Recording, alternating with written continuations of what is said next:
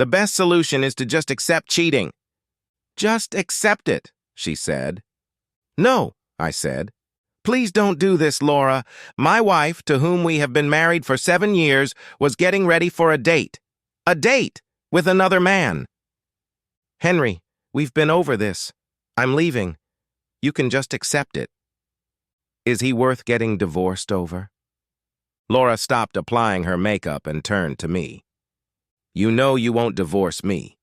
You know that if you divorce me, all that will happen is that I'll get the house and the kids, and you'll have to pay me alimony and maintenance.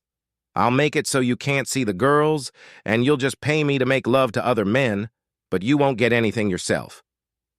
She went back to applying her makeup. I was stunned that this was the same woman I had been dating for a year and married to for the past 7 years. All that time, she had shown me nothing but love, respect, and support.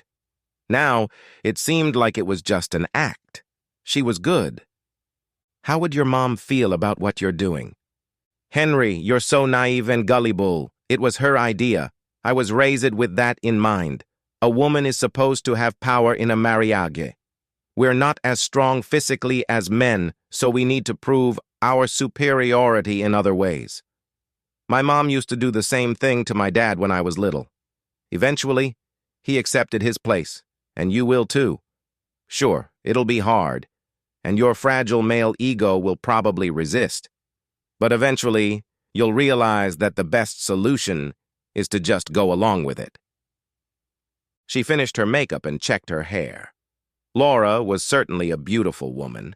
She was Armenian, with swarthy skin and long, straight black hair.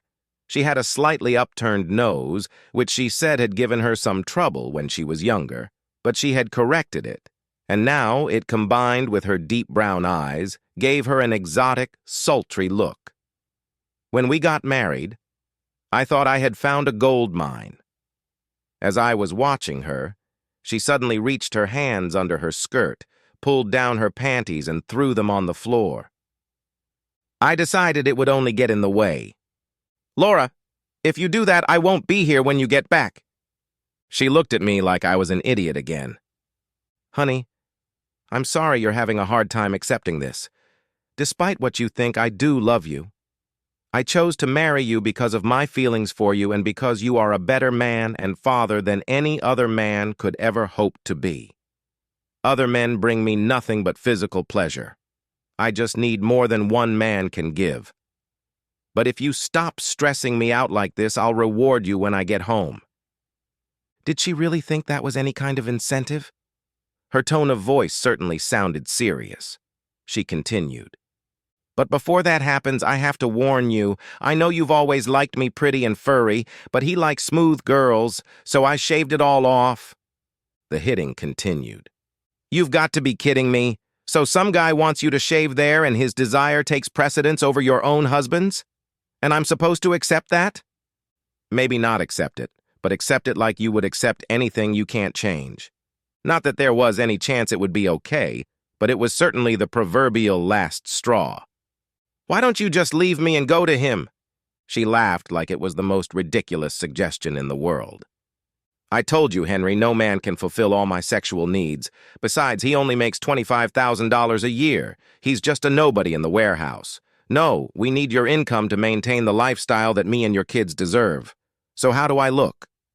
I noticed she never once mentioned that she loved me as a reason. As a cheater. To that she laughed. You're just trying to be rude, but that's exactly what I was going to say. She picked up her purse, put her ID, spare lipstick, and emergency money in it, and headed for the front door. Before she left, she came up to me and tried to kiss me. I turned my head so she only got my cheek. But even so, I was trembling a little. Henry, I know it's going to be hard at first. It's not what you expected your life to be, and it will take some getting used to. But you'll learn to appreciate the lack of responsibility it means for you. In the end, everything will be okay. I just know it. After all, you were a soldier, so you're used to following orders, right? It'll all work out. Now I gotta run. And with that, she was gone. It was about 7 o'clock in the evening, so I had some free time. Some soldier? I didn't talk much about my military service, it's true, and she never asked about it, so I guess it was all she could assume. She would soon learn that serving in the military was much more than being a soldier. At about 7:30, I did call her Mom. Although I knew more than they realized, I approached Margaret as if I was completely dumbfounded by the events of the evening. I recounted the conversation Laura and I had had. I knew that Laura's father had been seriously whipped, but I hadn't realized the true extent of it before it all started. She explained it the same way Laura did. "Oh, Henry, I know this is going to be hard for you to accept. You just have to realize that women are the natural choice to be in charge, and we have to use every means at our disposal to gain that advantage. And the fact is, despite what you may think based on messages in popular culture, women need a lot more love than men, and they can do it longer and better. We need to have more than one lover, and we need other men to fulfill certain roles." I had a hard time keeping from laughing hysterically as she laid out her philosophy. "Is that right?" I asked. "Of course it is. Like my husband Gary, your primary role is to financially support and raise the children. If you do it well, you are rewarded accordingly in the form of access to our bodies." "Laura tells me that it is reserved for her lover." "Don't worry about it. It's temporary. It needs to be done in the beginning so you have something to look forward to.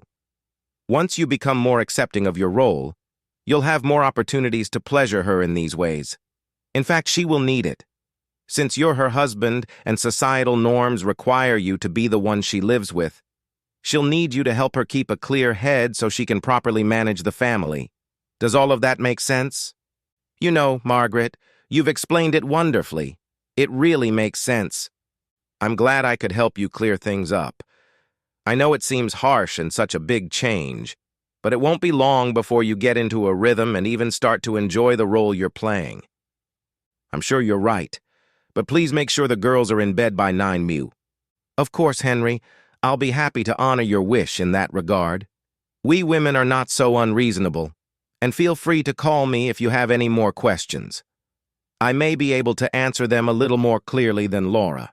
Margaret's complicity in this case will not be without consequences. She would not be physically harmed, but I had assumed that the means by which she would suffer would actually be more painful to her. You see, I was more than aware of what Laura was about to do. Laura was too trusting. She assumed that I would just go along with everything that happened day in and day out, and that she had me fooled. But something in her behavior indicated that things were changing. So I turned to a few of my brothers in arms to help me by simply doing what they do best. Alan was the smartest of us. He had worked in intelligence units when we were overseas and had learned just about everything there was to know about surveillance and electronic security. He had tapped our phones, tapped Laura's car, purse, and cell phone. He had numerous audio recordings of her conversations with her mother, her friends, and her lover about what they were planning. I suspected that some of her friends were planning to pull the same thing, depending on how Laura's attempt went. David worked in intelligence, too, but he was a simpler man than Alan. David was one of those who forged documents for various agents overseas. He didn't do it anymore in civilian life, but he retained the knowledge that allowed him to do it when necessary. And there was a need. David was also one of the best computer hackers around. One of my commanders overseas, Mark, was now the head of a company that did quite a bit of business overseas, and that gave him access to the company's private jet. He could use it as he saw fit and had no special reporting requirements. And finally, Jason, Carl, and Dennis, JCDs, as we called them. These guys were warriors, but they were good at it. They were excellent with their weapons and could move silently along with everyone else. All the guys were on alert, and at 10 p.m. the plan was set in motion. My request to get the kids to bed by 9 o'clock was part of the plan. I packed several suitcases for myself and the kids, mostly with things of personal and sentimental value. Of course, there were clothes in there too, but the bulk of the stuff was toys. We could buy more clothes. I loaded them into the car and started the last trip to my in-laws' house. I stopped in front of Margaret and Gary's house. The house was dark. Only the living room light was on. Laura's parents were watching TV. I got out and found that the JCDs were already in place and watching the house. Jason informed me. The kids went to bed at 9 and were probably asleep in 15 minutes or so. The subjects have been watching TV since 9:30. The husband has gone to the kitchen several times to get drinks and snacks, but their movements have not yet ended. We're ready to come in when you're ready. Just say the word. Do it. The JCDs approached the house. If I hadn't known they were there, I wouldn't have even noticed them. They used only their hands. No automation was required for this operation. I just stood there and watched with interest as the guys entered the living room and quickly twisted Margaret and Gary. I slowly walked up to the house and entered through the front door. I could hear Margaret pleading. "Please don't hurt us. You must have made a mistake. We haven't done anything. Our granddaughters are sleeping in the next room. Please, just let us go. We won't say a word to anyone. We'll just—" At that moment, she saw me enter the room and she stopped talking. "What are you just, Margaret? Don't keep us in suspense. Henry, what's going on here? Release us at once, or Laura—" "Shut up, Margaret." I've never spoken to her like that before, and she was shocked. "There's nothing Laura or you can do about it. I suggest you just listen to what I'm about to tell you. Please save your questions until the end." While we were talking, the JCDs calmly and efficiently secured each of them to one of the chairs in the dining room. These guys were experts at this. Margaret and Gary would sit in these chairs until someone untied them or until they managed to break the chairs apart. "Margaret, Gary, I have decided that I will not accept the future that you and your daughter have tried to dictate to me. As tempting as it would be to live my life serving your daughter and passing the buck to her, I just don't think I can do it." I'm sure my sarcasm was obvious. "I became aware of your little plan some time ago, and I took my own steps to deal with it. And since you agreed with it and actually encouraged it, that means you will suffer some consequences as well." "And what consequences would those be?" Margaret interrupted snidely. "Margaret, I asked you to leave your questions until the end. I'll get to all the information you need, but since you asked, I'll answer that question now. Your consequence is the one that I think will hurt you the most. You will never see your granddaughters again." "Henry, no, please, no, you can't do this. Please don't." I raised my hand to stop her words. I can, and I will. But Laura is still young. Perhaps in time, she will provide you with a replacement. But that is not my concern. She's suddenly become aggressive, trying to gain the upper hand. We will find you, Henry. We will spare no expense to find you. You know we have money. We'll find you, and you'll regret it. Please try, Margaret, but you're wrong about one thing. You have no money, as you say. What are you talking about? Well, due to the consequences of never seeing your grandchildren again, some steps have had to be taken to prevent the very action you foresee. So I've had to take the unpleasant step of emptying all of your bank accounts, except those that will keep you afloat for a month or two. That includes your investment accounts, your 401k, and even that little secret bank account you and Laura set up as a bailout fund that you think I didn't know about. How could you do that? As you can see from the friends who are with me today, it's obvious that many of you underestimated the resources available to me because of my Army career, which is how I got my hands on almost all the money you and I have, including advances on all your credit cards. Before you can even think about pursuing me, you'll have a surprisingly crushing debt load to deal with. Gary, I hope you weren't planning on retiring anytime soon. I, on the other hand, would never have to work again. Gary hadn't uttered a word, and he didn't now. He just stared at me, though I think a part of his soul was hoping I'd offer to take him along. But the good news is that you'll be in this together. Laura won't be able to afford the house since she doesn't work. And with the mortgage I took out on it, even selling the damn thing won't do anything for you. Her credit cards are canceled and yours are almost maxed out. You won't have enough money to pay her any attention, so she'll have to live with you, and maybe the two of you can work it out. We'll still find a way, you just have to wait. I'm looking forward to it, I really am. I'll even give you a little hint to help you out. Don't bother looking in the U.S. We won't be here, and don't try to look for Henry or Riley or Lily Weston. After tonight, those people will be gone, at least on paper. Neither of them could think of anything else to say, so I went into the house and woke the girls up. "Daddy!" they screamed in unison. We gathered their things, and I explained that we were going on a little trip. They looked excited, and I didn't say anything when they said that Mom should be excited too. We'll talk more about it, but not now. I drove to the private airfield where Mark's corporate jet was waiting. Jason drove my car to the local Motel 6, which I checked into to throw off a little confusion. We boarded the plane and settled into our seats. The girls were amazed at how much space they got. There were very few seats, at least compared to a commercial airplane, and they were mostly free to walk around and play. On the airplane, information about our new identities was waiting for us. The flight was several hours away, and I took this opportunity to explain to the girls that something had happened, and we wouldn't be seeing Mom and Grandma and Grandpa again. I also told them about their new names and where we would be living. I would tell you, but I can't risk you telling Laura, you understand. They were sad and crying, but I was sure they would eventually adjust. They were still young. I finally got home from my date at 3 in the morning. Actually, it was only a date in the strictest sense of the word. There was no romance or affection.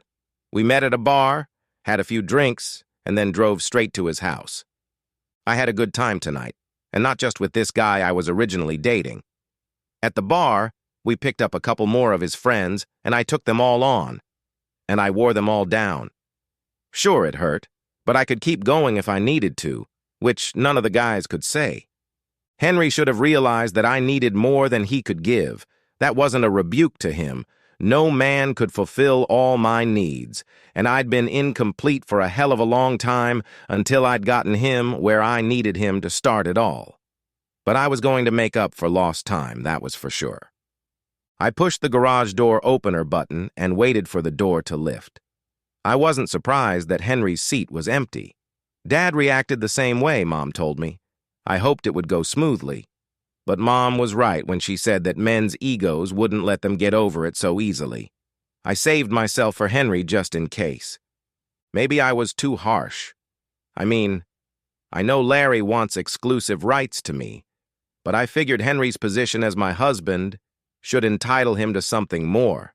So when he comes crawling back, I'll go for it and let him make love to me.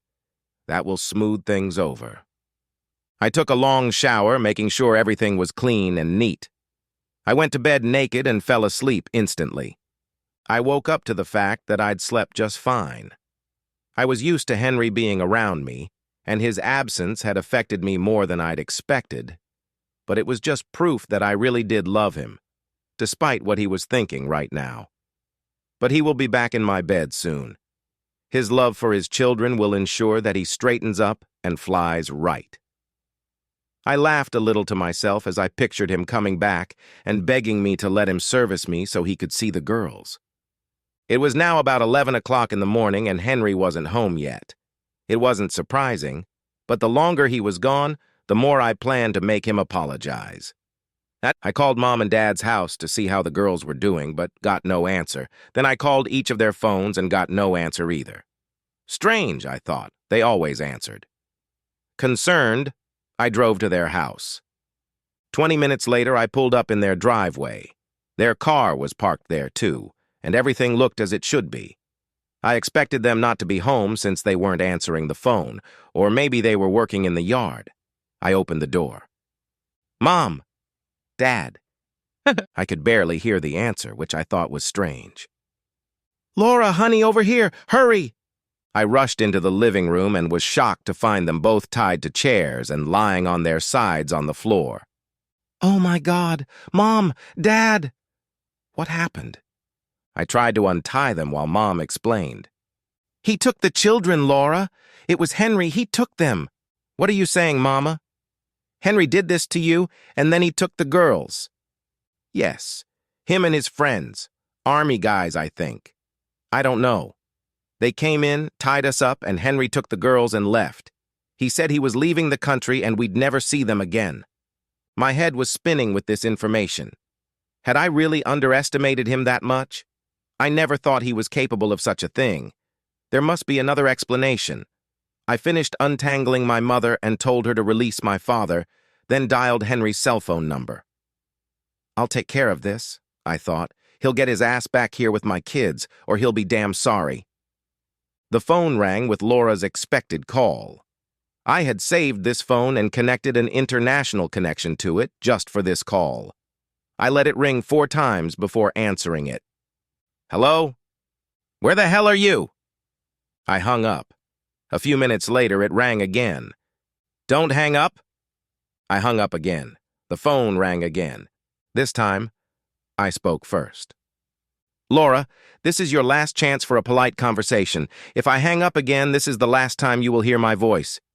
Do you understand? I could almost hear her frowning into the receiver. Yeah, I got it. So what's going on? Why were my parents tied up, and where are my kids? Well, let me answer those questions in reverse order. First of all, you don't have kids anymore. The ones who used to be your children are here with me, where they will stay and you won't see them again. Bullshit, asshole.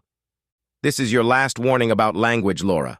Stick to polite language or I'll end this now. I only kept this phone number open so we could talk again. After I hang up next time, this number will no longer work. So if you want answers, watch what you say. Okay? The tone of Laura's voice changed immediately. She probably thought she could still get through to me, but now she needed to appear calm. She was wrong, of course, but she didn't know it yet. Yeah, I'm sorry. I'm just really upset. Imagine how I felt when my parents were tied up and my kids were gone. And imagine how I felt when I was told I would be forced to support my cheating wife while she slept with anything that moved, or face abandonment of my children. None of this would have happened if you had stayed home instead of going off to make love to 3 different guys. Yeah, I've been watching you. I know exactly what you were doing. Henry, baby, I didn't mean it. I was just trying to make you fight for me and show you how much you love me. We've been married for 7 years. I don't have to fight for you anymore. A woman just likes to be reminded how desirable she is, that's all. That's bullshit, and you know it. Your mother explained it all to me. My role as breadwinner and child rearer, rewarding you with love for a good job and all the other men who would serve to fulfill your needs because that's all they could do. Well, now you can try applying it on someone else. You were stupid to think I'd go along with what you're trying to pull. Henry, please, I'm sorry. Just give me my kids back. I'll do anything. I'm sorry, Laura. You showed your true colors and that was the end of it. As I told your mother, you can try to find us, but we live under different names and in a different country. They have new birth certificates that don't even list you as their mother, so you don't have to go through the paperwork. For the first time in my life, I'm glad my parents died in that car accident. It would have been harder to leave. Goodbye, Laura. I heard her call out my name. As I disconnected the call and threw the phone into the water, I turned to my 4-year-old companions. So, Lucy, Janie, what are we going to do today at the end?